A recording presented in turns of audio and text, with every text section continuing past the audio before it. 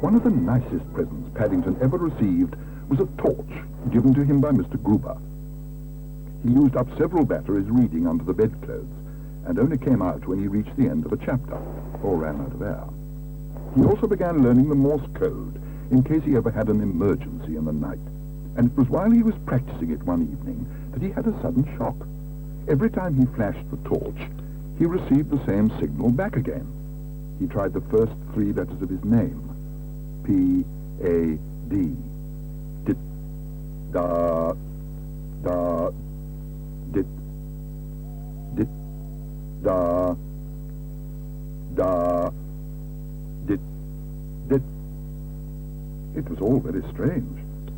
The light seemed to be coming from the direction of Mr. Brown's greenhouse, and it definitely needed investigating. In the morning, when it wasn't quite so dark. The next day, Paddington was up bright and early. Thinking the matter over, it seemed a good chance to kill two birds with one stone and test his disguise outfit at the same time. According to the label on the box, it was exactly the same as was used by Feather's Lock, the famous, possibly recognize him. "Ah, there you are, Paddington," called Mrs. Brown. "I was wondering where you'd got to." "Paddington? I'm not Paddington. I'm Feather's Lock." "Yes, dear, but I should hurry up. Your bacon's getting cold." Paddington looked most upset as he made his way to Mr. Brown's greenhouse. It was bad enough having his disguise penetrated so early on in the case, but looking around, he decided there was also a definite shortage of clues. Apart from a few earwigs and a large marrow, it was almost bare.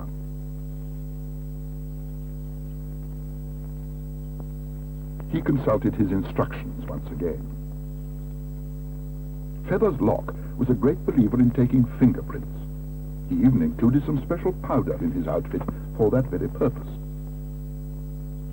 Looking at Mr. Brown's marrow, Paddington felt it ought to have some very good prints on it indeed, and he lost no further time in getting down to work.